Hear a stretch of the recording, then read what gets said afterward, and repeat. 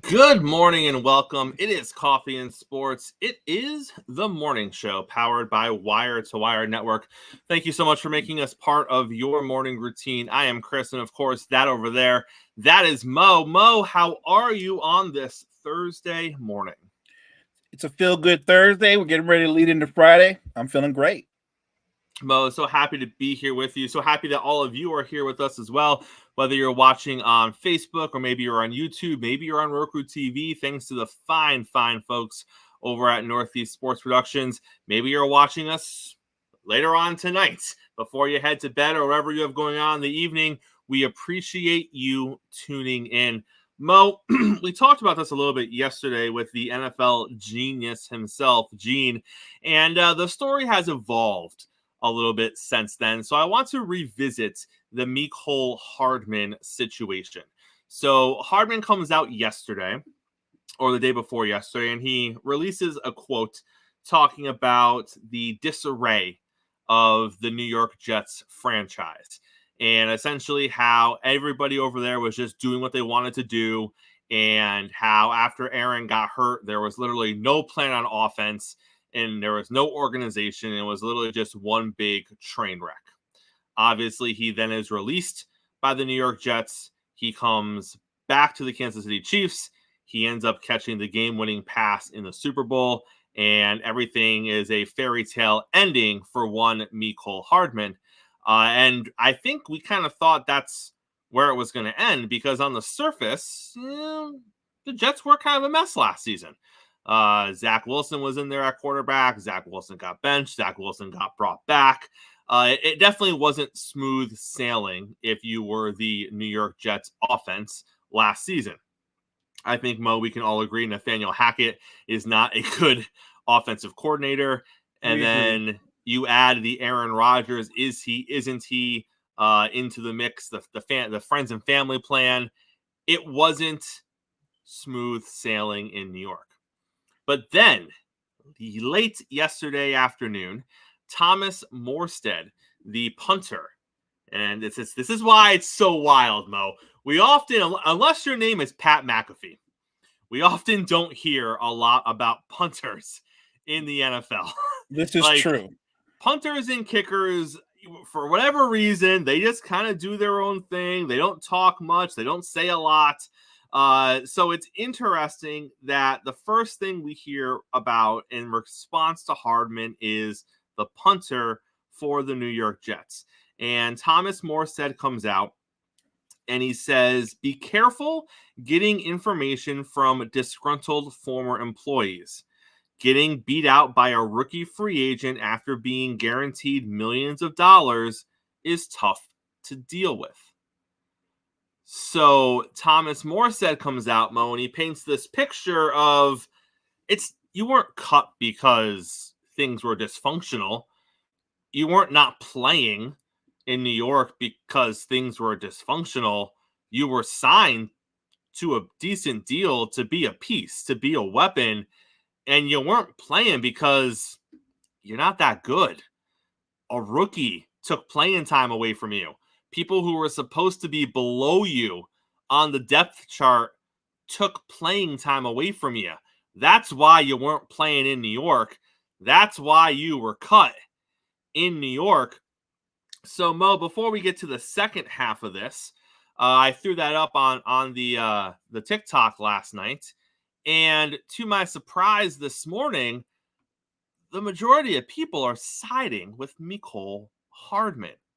And Mo, maybe I'm wrong here. Maybe, and you can explain to me if I am, maybe I'm just not seeing the side of it. But Mo, I don't care how many Super Bowl rings he has.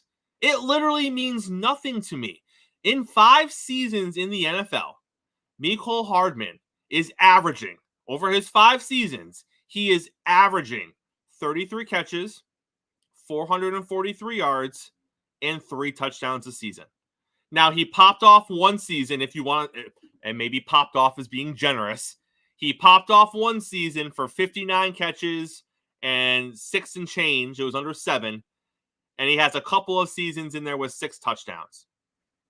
But on average, over a 5-season span, he's 33 catches, 443, and 3 touchdowns. Well, Chris, he caught the game-winning touchdown in the Super Bowl. He was wide open. Right. He was wide open. You know who was also wide open in the previous Super Bowl? Kadarius Toney and Sky Moore. Are they elite wide receivers? Are they game changers? Mo, I don't like to take away from success, but they were wide open because of Andy Reid. They were wide open because Andy Reid designed a play and said, if you run this route correctly, you should be wide open. And all 3 of them were wide. Now, Mo, props. You caught the football. That's part of it.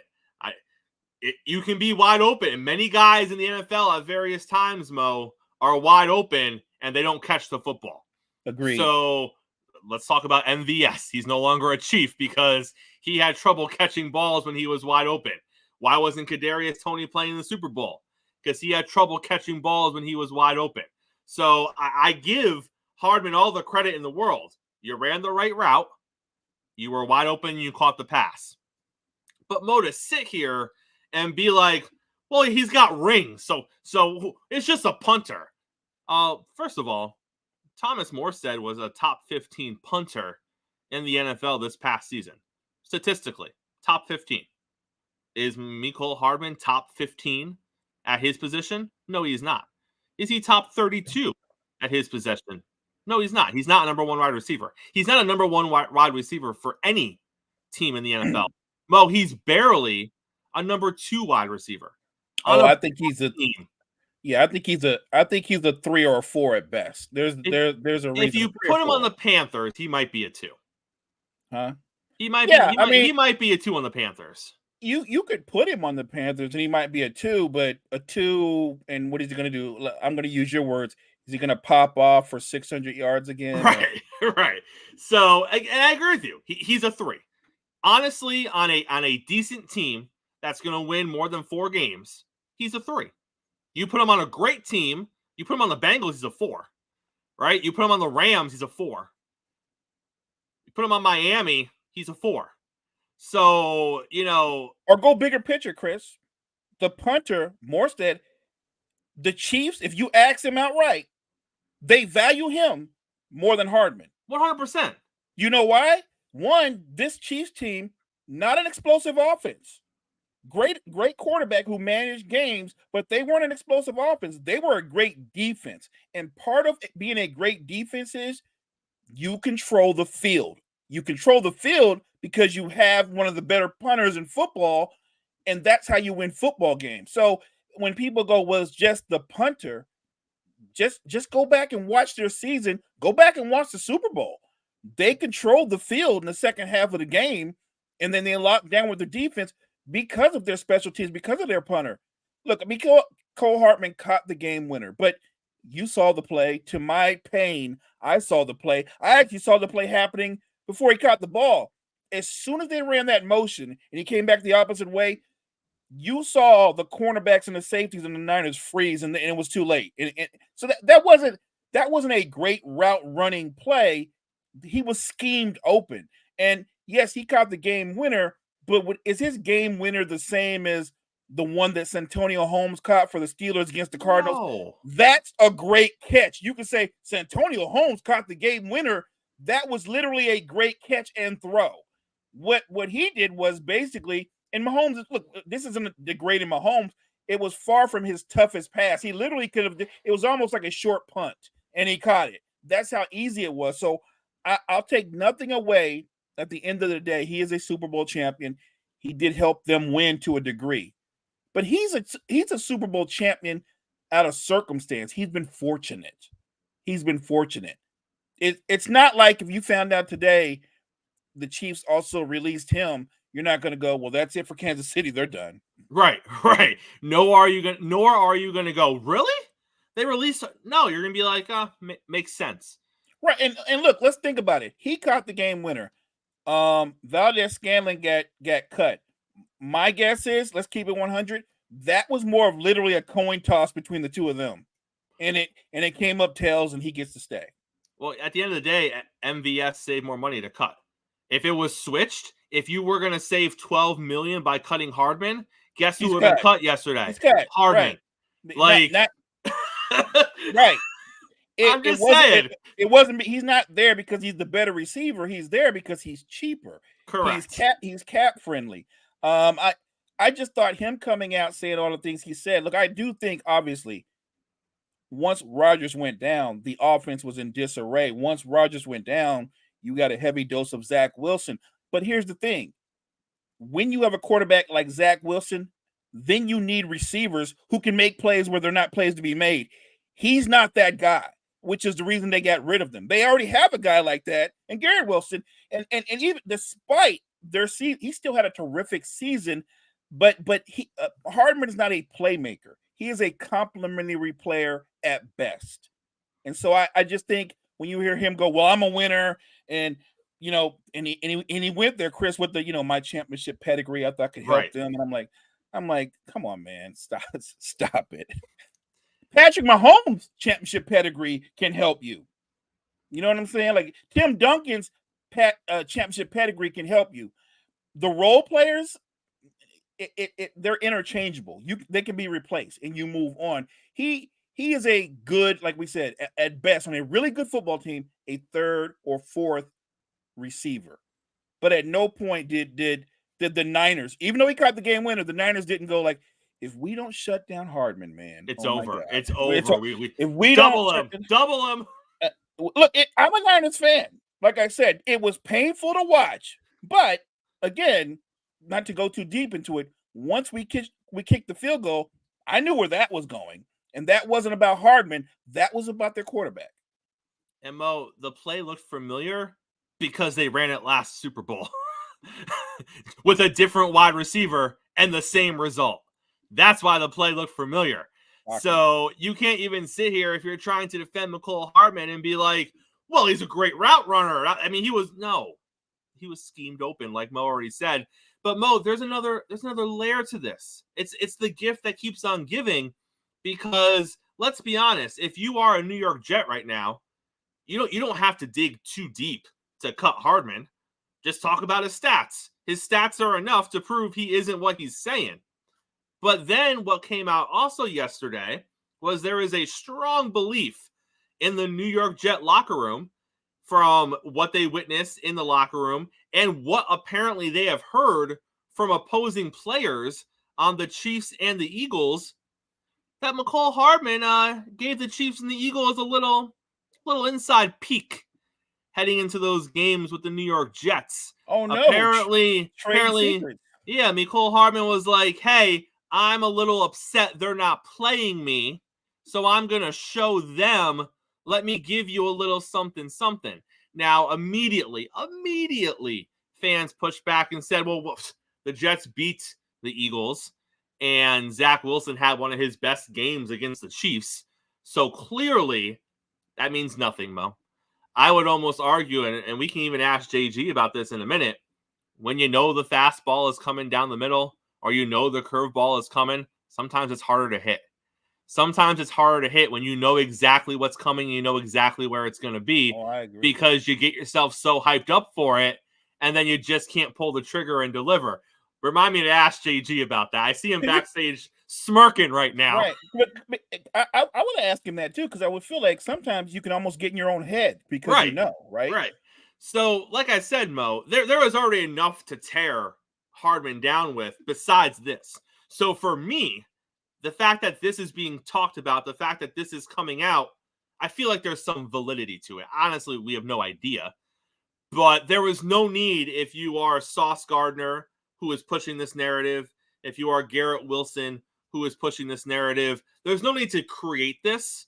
If one, you haven't heard it yourself. If two, you don't believe it yourself. Because it's not like you have to dig deep to cut Mecole Hardman, because there's plenty on the surface to go after. So, Mo, if this stuff is popping up, I believe there might be some validity to it. There could be, for sure. Look, he's he's a play narc. He narked away the plays. Nobody likes a narc, and he's a play narc. And Mo, if it is true, all the more point. Stop defending Mecole Hardman. And look, I have to assume that most of the people that disagree with you or your take, I have to assume they're Chiefs fans, I'm not trying to be funny, or maybe I am. I'm guessing there's not a ton of Mecole Hardman fan as an individual player, so they've got to be Chiefs fans who are just like, it's sour grapes. The Chiefs wanted look. You guys won, and I've given the Chiefs all the credit in the world ad nauseum, but we're talking about this individual player who kind of holds himself up a lot higher. Like, he seems like the kind of guy like, well, there's me, then there's Kelsey, our receiving, like it's me and Kelsey, and then there's the rest of the guys. Like, he's on par with Travis Kelsey, and in reality, there's Travis Kelsey, and then there's the rest of the guys, including you. I'm sorry, Hardman. You were behind Kelsey on the depth chart. You were behind Rashee Rice. You were behind Pacheco coming out of the backfield. I would even argue you were probably behind McKinnon coming out of the backfield. A healthy Jerick McKinnon is probably a better receiving option than you are. So again, you caught the winning touchdown pass. Good for you. But I think you're the fifth best receiving option on the Kansas City Chiefs. So take that as you will, Mecole Hardman. And if you were giving away trade secrets leading into those two games, you don't even deserve to be on an NFL team right now. But I digress. Mo, let's jump right now to JG. I'm going to hit the JG button. We're going to ask JG about how he feels when he knows what pitch is coming. Let's welcome JG to the show. JG looks like he's in workout mode right now. Good morning, JG. Yeah, he does. Good morning, guys. Yeah, I have my traditional pregame workout. So before games, and no matter what time, I'm in the gym trying to you got to get the body and got to get the mind right. If you get the body right, the mind follows and gets right as well. JG clanging and banging on a Thursday morning here on the morning show. JG, I know you heard us backstage. When you're in the box and you know the curveball is coming, is the curveball easier to hit? For me, it was, yeah. For me, I was what you call a guess hitter. I'm guessing on the pitch, and if I guess correct, I don't miss. I just don't. So, there's different, and people are different. Like I've played with guys, and I've coached guys who we tell them, hey, look for this, and they say, I don't want to know that because I just want to pick it up, and if I see it, great. But if I know it ahead of time, I overthink. So, and in essence, I could see that being the same case in the NFL. That if you know a play is coming, but you overthink certain areas as far as the wrong, like if your angle, if you over jump it, or if you kind of go over the top too much, that you may overplay yourself if you know what's coming, and they may get burned in that case. So everybody's different. Everybody has a different philosophy on how they handle situations that they know certain things are coming. For me, when I'm in the box and I know I'm getting a fastball, and I don't miss it. So yeah, that was my philosophy. But I know a lot of guys, and I play with a lot of guys and coach a lot of guys that they just don't want to know what's coming because they will overthink themselves.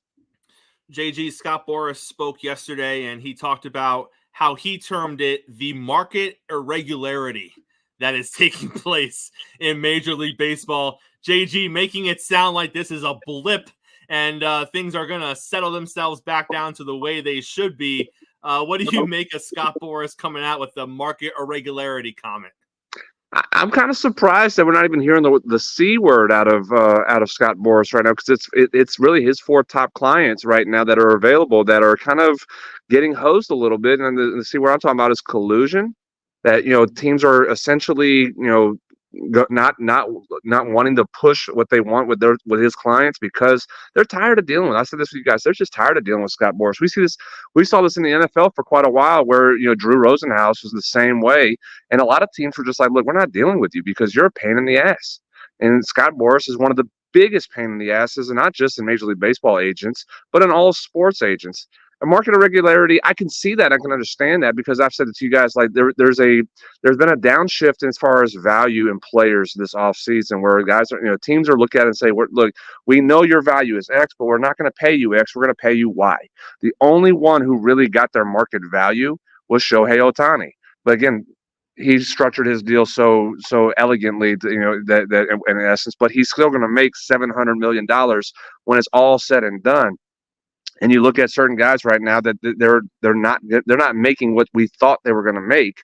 And right now, in Bellinger's kind of an example of that. Bellinger's not going to make the money that we all thought he was going to make, or even anybody, or he even thought he was going to make. So I think at some point, as we move forward, especially when the TV deals start the new TV deals start coming in, we might see a little bit more of what the norm was. But I think we're kind of seeing this is not just a trend.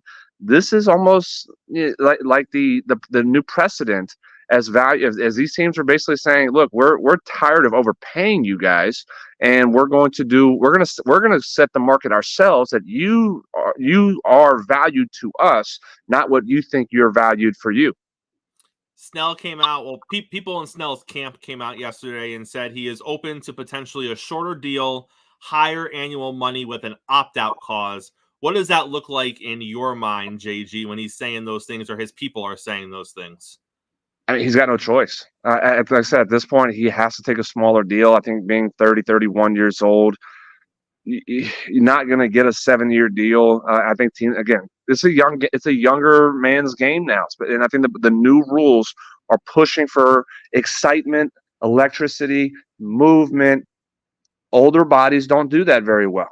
And as you get into where you're 30, 31, 32 years old, and then you sign a 7-year deal and you're pitching when you're 37, 38, and 39, you're not as valuable. We're kind of seeing that right now. Look at the 40-year-old pitchers that are out there than Verlander and Scherzer.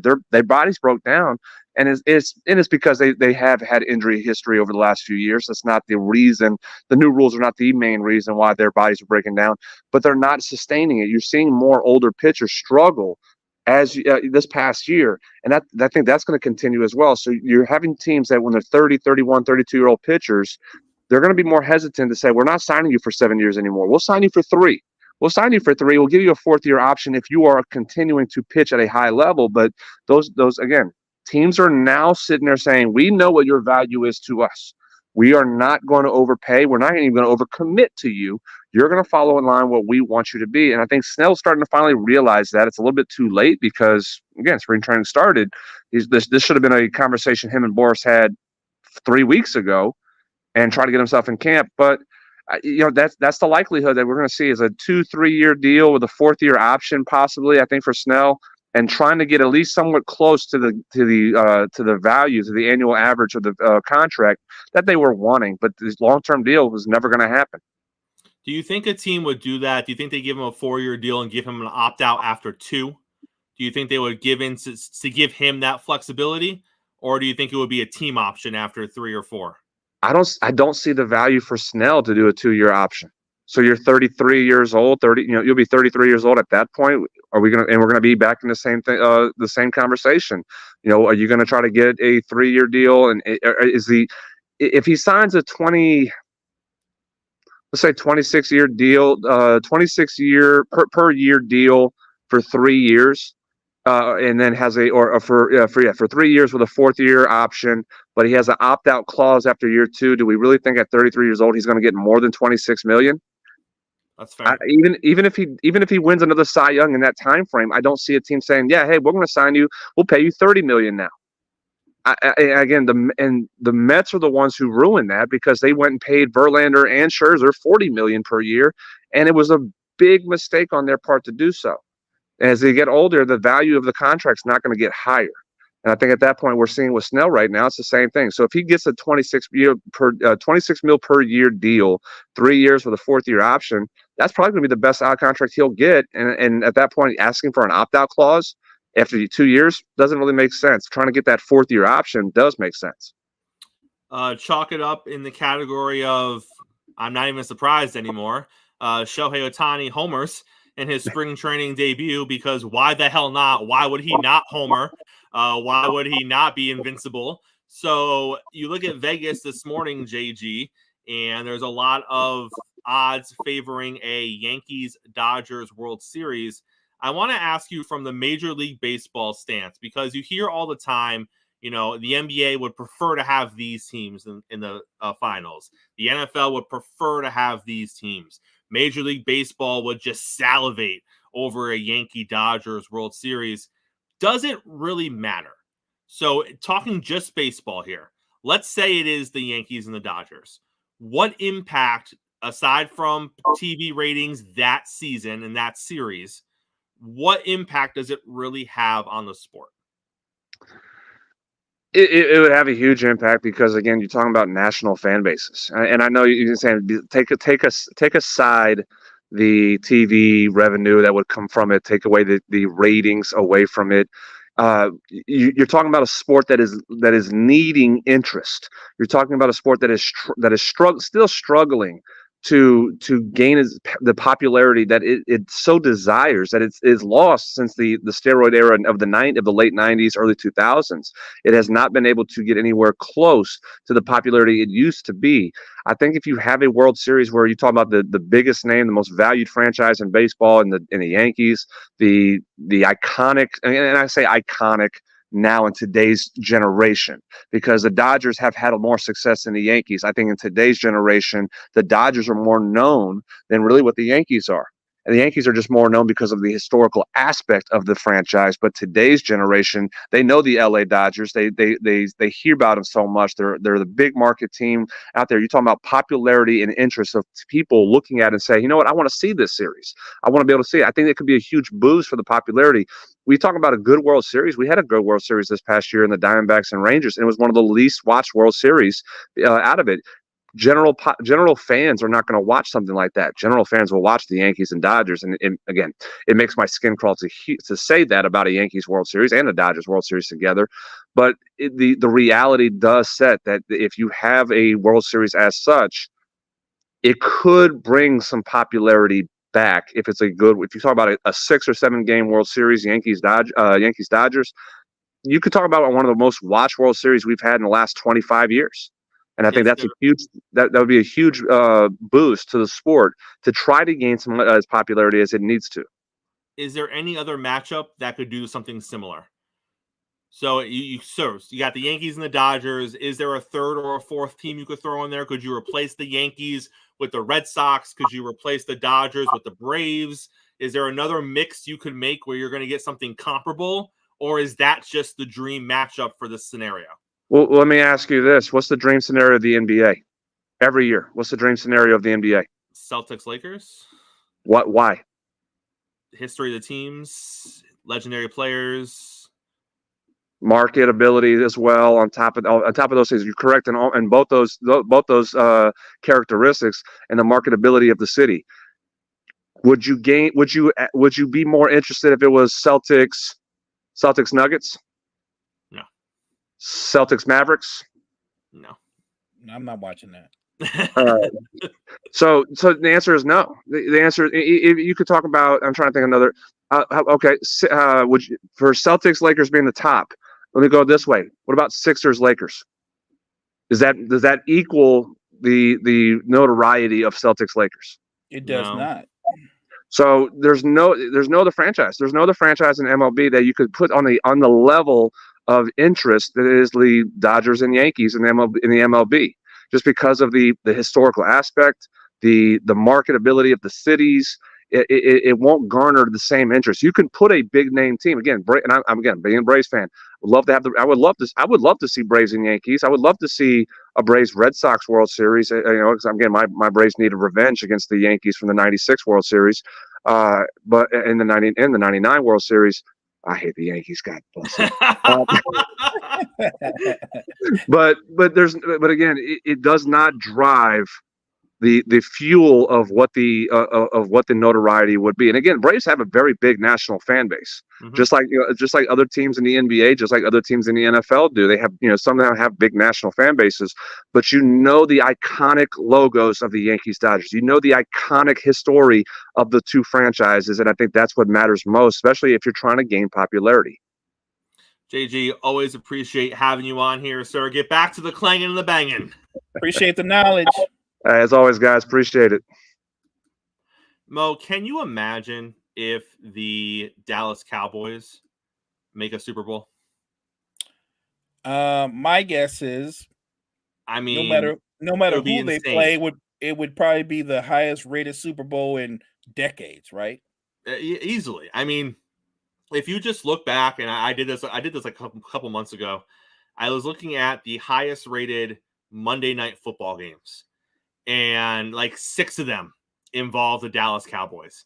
Now, obviously, you know, when you're talking Monday Night Football, it's always going to be a decent matchup, right? So the Eagles were in there, and there were some other good teams they were playing against. But when you looked at all 10 games, I think there was a couple other teams that were in there. I think the Chiefs were in there twice. I think the Eagles were in there 3 times. But the Cowboys were in there 6 different times. They just draw people.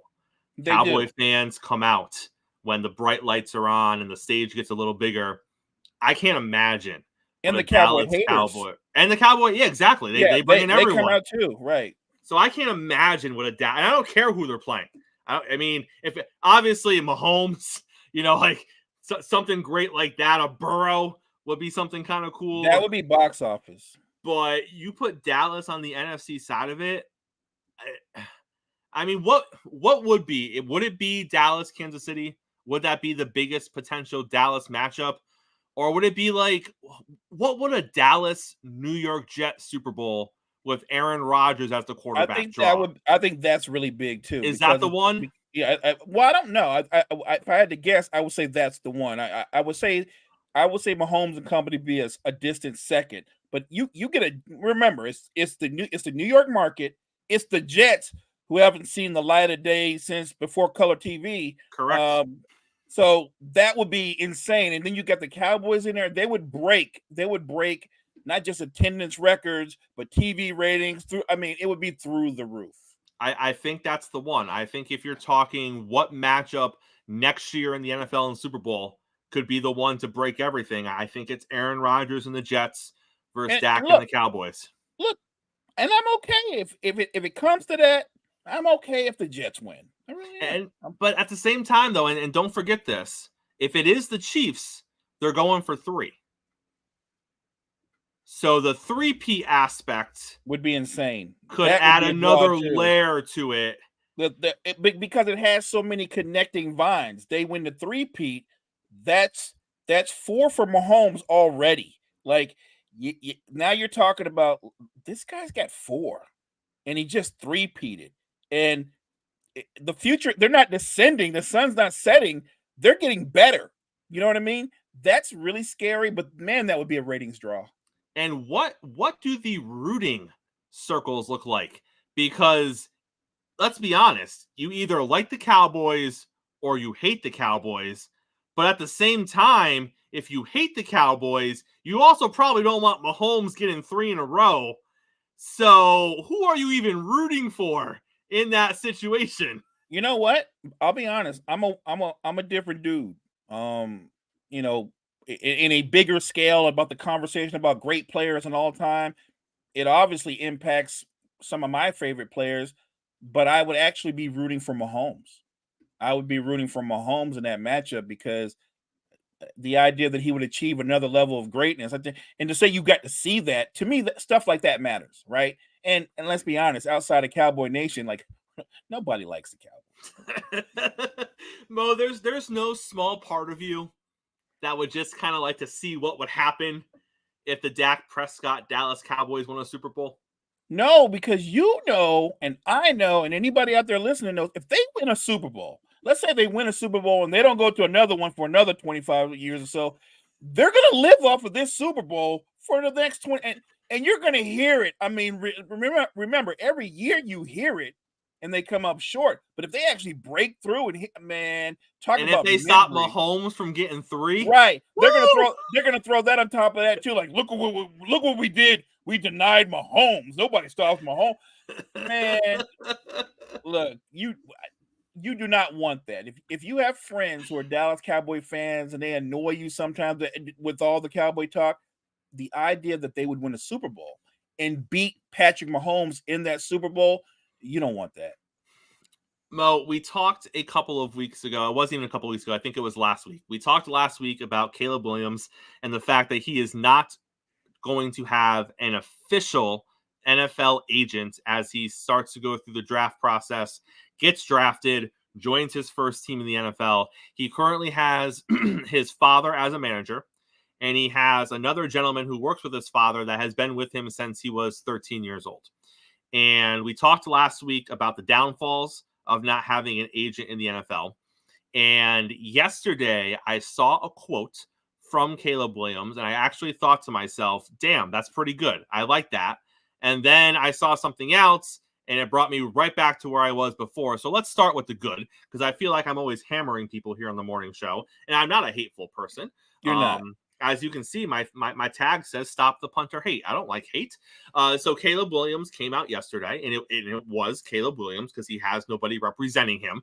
So he came out himself, and he attempted to put a stop to the narrative that he doesn't want to play for the Chicago Bears. He came out and he said, "I would love to play for Chicago. I love the city of Chicago. I think the people of Chicago are amazing. I think it would be great to become a Bear. I'm not over here pushing any agendas. I am just happy to get to the NFL, and I want to start winning."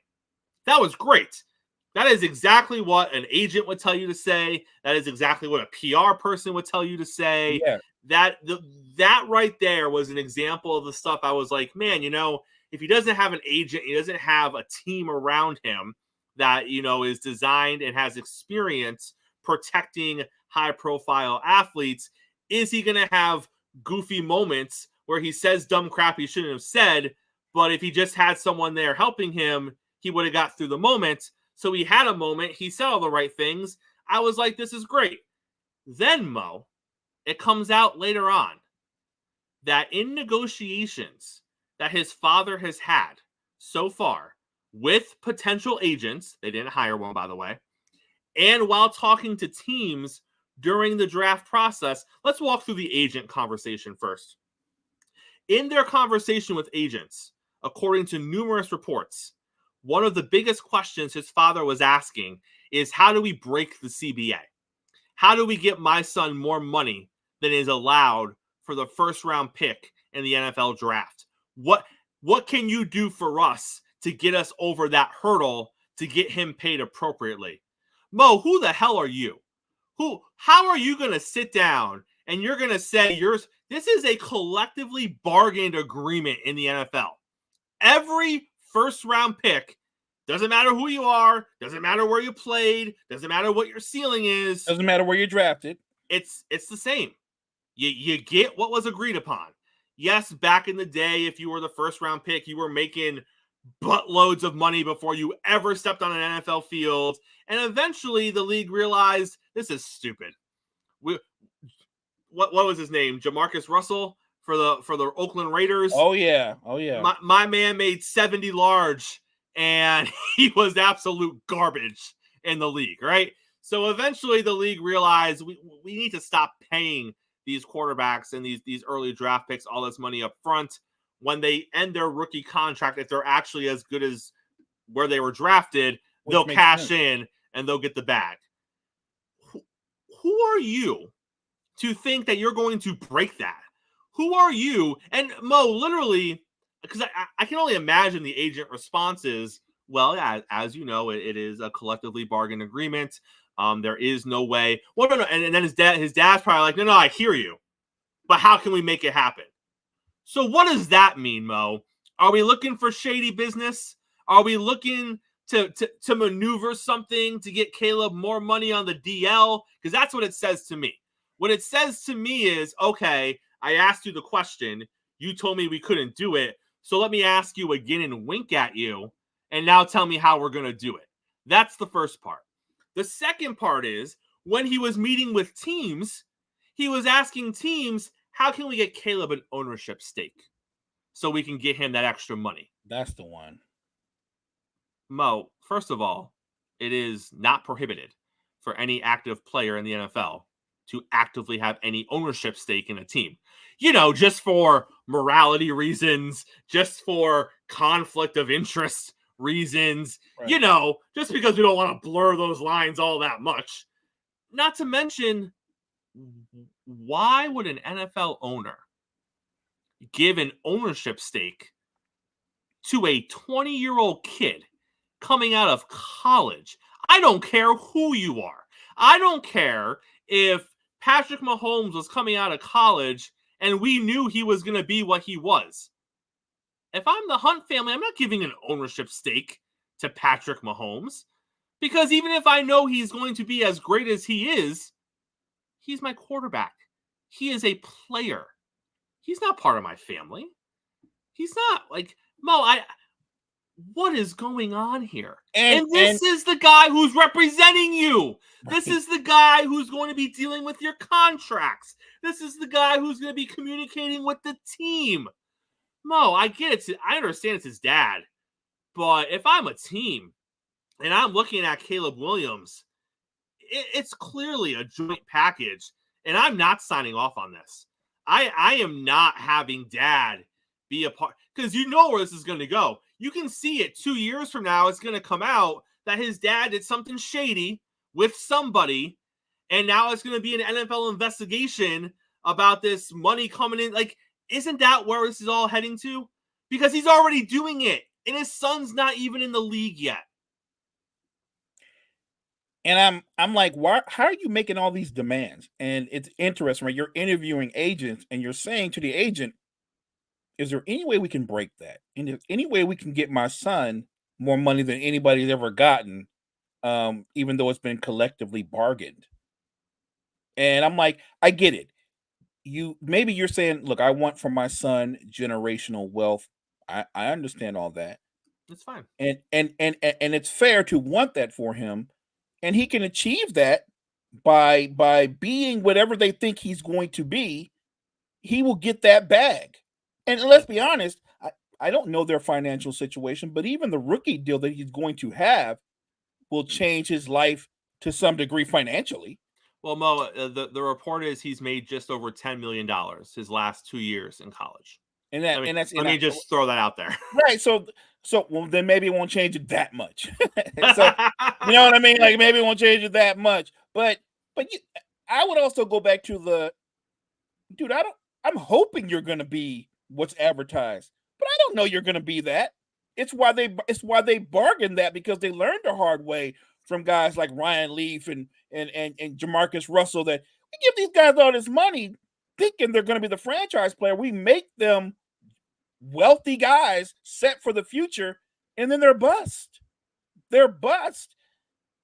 Look, I don't like we talked about this, and maybe they're just tight with money and they don't want to pay a professional agent who has connections and relationships and can advocate and speak on behalf of Caleb Williams. I'm with you. I really did like his first statement. It was a well thought out statement, and I was impressed. But everything that followed erased the statement. Your dad and his friend, the way they're advocating for you, the way they're trying to negotiate for you, it's not going to endear you to potential franchises. It definitely is not going to endear you to an owner. No owner is going to give you an ownership stake. It doesn't work that way.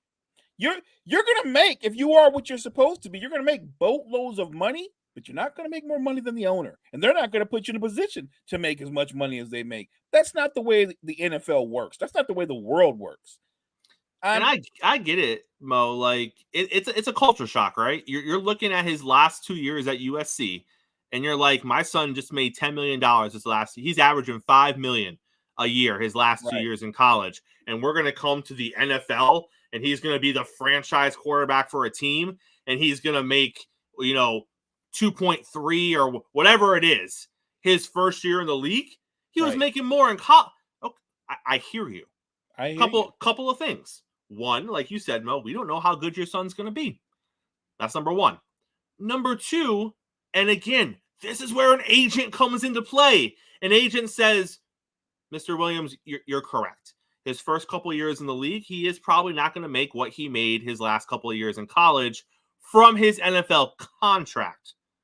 But when he becomes the face of Chicago, let me tell you where the extra money is going to come from. There you go. Endorsement deals. Endorsements. Commercials, right?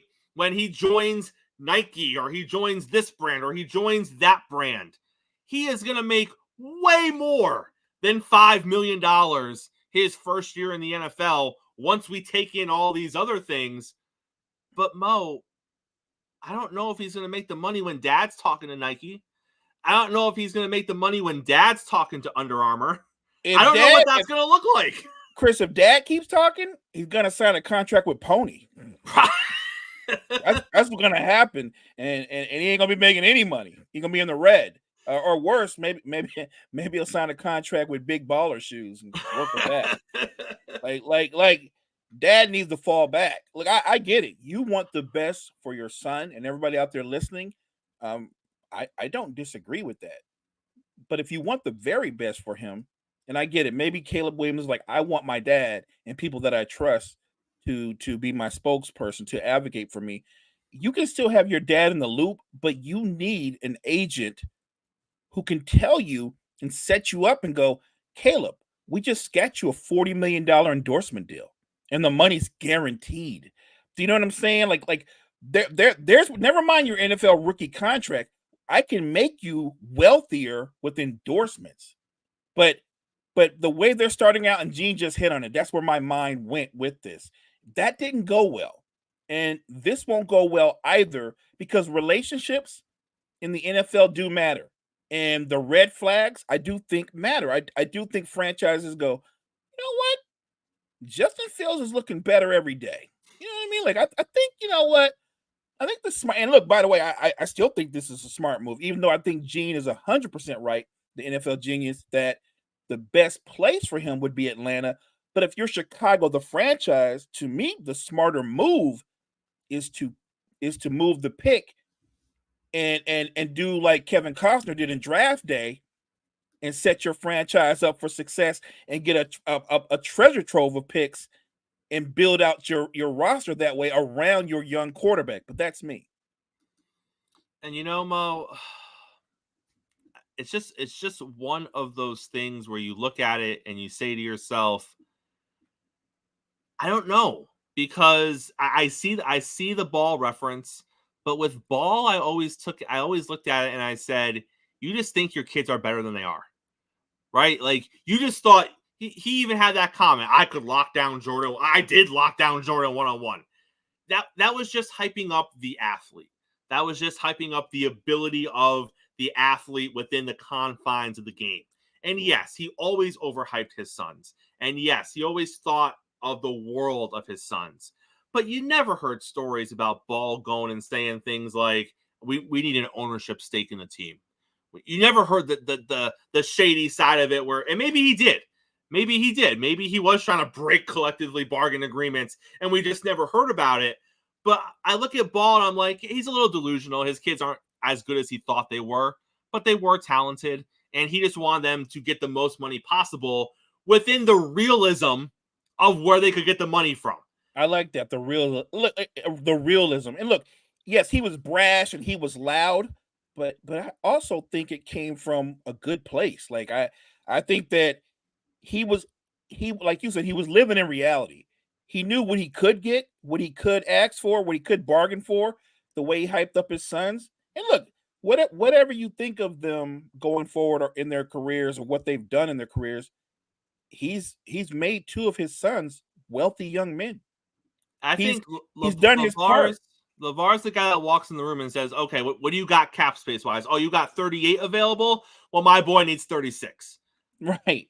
And they look at him and go, you're insane. But he's being real, Mo, in the sense of they got 38 available. He knows what's available. He just thinks his kid's worth 36. Right. Caleb's dad walks in the room and goes, oh, you got 38 available? Okay, we'll take all that. We'll take 8% of the team. We want 9% of the hot dog sales. We want some of the gate. Right. Like, what? and mind you, he wants all that, and the man ain't throwing a pass. Ain't throwing a pass in the NFL. Ain't throwing a pass in a scrimmage, in a practice, and he wants all that. I've always said this. I advocate for the success of young incoming players because it's good for the league. You want that next wave of stars to come in, develop, and go on that same path as a Burrow, Mahomes, and others have done. But it is not a certainty. It's not a guaranteed. It's not a fact. And I do think your personality, your play is what matters the most, but your personality, however it could come across, that can make or break you in terms of endorsements to some degree, right? And if your agent or your father comes across as out of touch when it comes to negotiating, that's a turnoff too. What happens if he comes out and he's very good, he's almost everything he's built up to be, Chris, but the demands get worse. They go to new heights. Even if he's everything that he's supposed to be, you don't think at some point, be it the Bears or the another franchise, they're going to go like, I can't with this guy. We got to move on from. Let him be somebody else's headache. If they think he's everything there is, we can get a pile of picks for this dude. Let's move off of him. Like I really think if his dad is going to be his spokesperson going forward, and he's going to be the way he is, his first NFL team won't be his last NFL team. I agree with Gene's point here. Gene said, I think LeVar was worse. You don't see Caleb's father on first taken in the public eye like LeVar was. And my response to that is not yet. Yeah. I'll say that. LeVar was worse so far. Right. Let's see what happens with Caleb Williams. Let's start with when he gets actually drafted. Right. Because that's when the interviews go into overdrive. And we're still talking about potential. And dad is still going to be talking about how much money I can get my guy, how much money I can get my son. Well, I want to pivot to this conversation a little bit because we're talking about marketability, and this was brought up last week by Keyshawn Johnson. And this is very much going to turn into a conversation of race, so I'm going to preface it by that. And he was talking about Patrick Mahomes, and he was talking about Lamar Jackson. And he was very much drawing the distinction that Patrick Mahomes is the face of the NFL right now today, and he wasn't trying to say Patrick shouldn't be. None of this conversation was taking away from Patrick. So let me start there. He was very open to saying Patrick is the current face of the NFL. Patrick is in Super Bowls. Patrick is winning championships. So he's saying that Patrick is doing what he needs to do, and he's getting the respect he deserves. What he was trying to point out is that Lamar Jackson isn't. Lamar Jackson is a two-time MVP. He has won 2 MVPs in 6 years.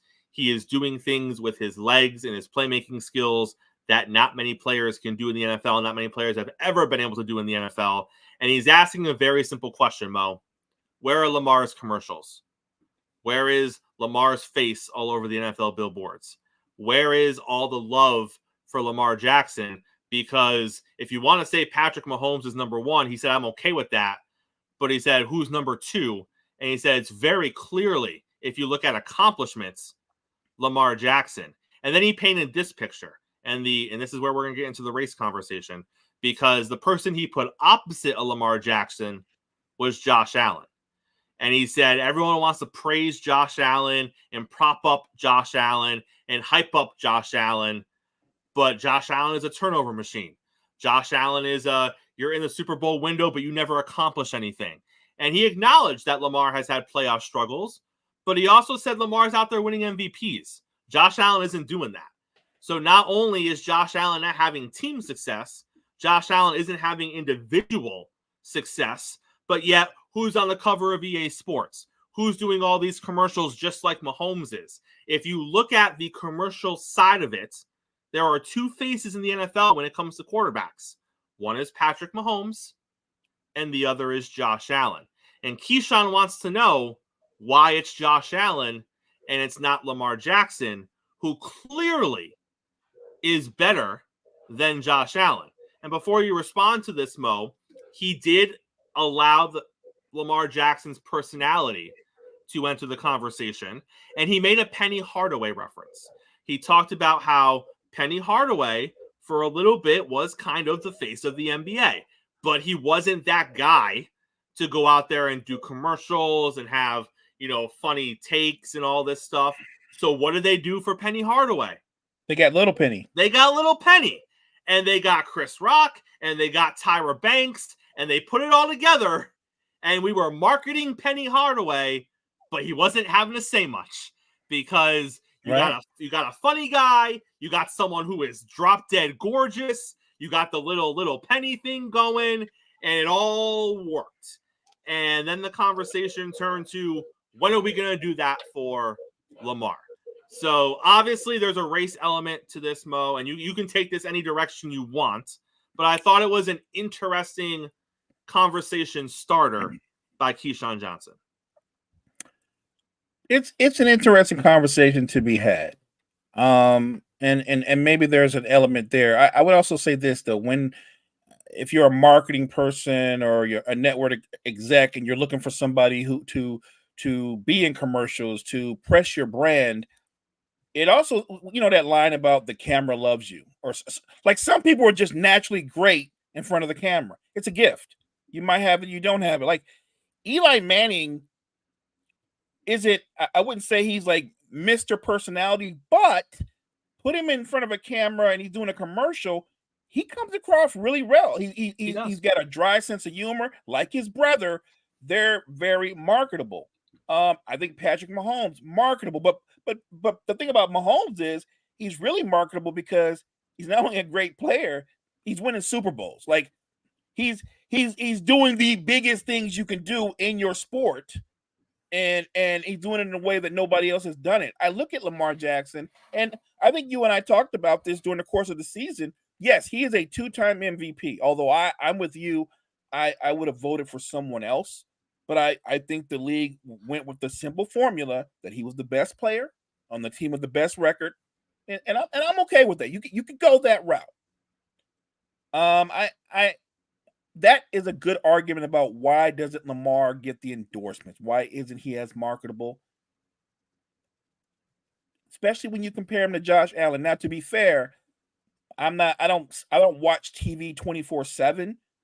I'm talking about me. I've only seen Josh Allen in a commercial once. I've only seen one of his. Maybe he's got 20 of them, but I've only seen the one. EA Sports thing. He's got the Direct TV thing. That's all I've seen him in. Yeah, I've seen him in the EA Sports thing. I haven't even seen the Direct TV thing. And look, I think I have seen Lamar in one commercial, and maybe he's just not getting the marketability love. Maybe he doesn't want it. And maybe, look, it might be as simple as this. It's an old formula, but yeah, go with the little penny formula. That could work. If he doesn't want to talk, if he's not really comfortable, and look, some guys get up there and they just freeze up. That, just speaking or being articulate, naturally articulate, or being very talkative. Lamar doesn't strike me as a guy that talks a ton, right? And if he's not that naturally, maybe he's like, yeah, I'd like to do those commercials, but I'm not really comfortable with that. Then set him up for success and get him a gimmick like Little Penny. Like what makes Brock Lesnar great? We know what he does as a performer, but really his mouthpiece was Paul Heyman. So I guess what I'm saying is get Lamar Jackson a mouthpiece if he doesn't want to speak. Is Keyshawn making a point that it might be a racial component? Sure, there is to some degree. I don't doubt that for a moment, but I also think it's a combination of things. Maybe I would love to sit down with Lamar Jackson and ask him, how much have you pursued getting endorsements and commercials? Like, he has a ton of endorsements. That's not the same as being on TV or doing commercials, but I don't think he lacks for endorsements. And maybe Mo, that's where he wants to live. Maybe he looks at it and he says, I would rather make, 1.2 million wearing these kinds of shoes or wearing this brand. And I don't want to be in a commercial. I don't need to be in a Under Armour commercial. I will take a little less money and just wear your stuff because that's easier. Maybe he looks at it and he sees the commercials and stuff as just, I don't feel like doing that. I want the money. Don't get me wrong. I want to get paid. Is there an easier way to do it? Can I just wear your stuff? Can I post it on some of my social media? Right. Can I go do a photo shoot and you can put like me in the Gatorade thing and like magazines and stuff like that? Maybe that's where his head's at. I have no idea. Or maybe he is. Different. Maybe he is out there like, where are my commercials? I don't know. Right. I don't know how he feels about that.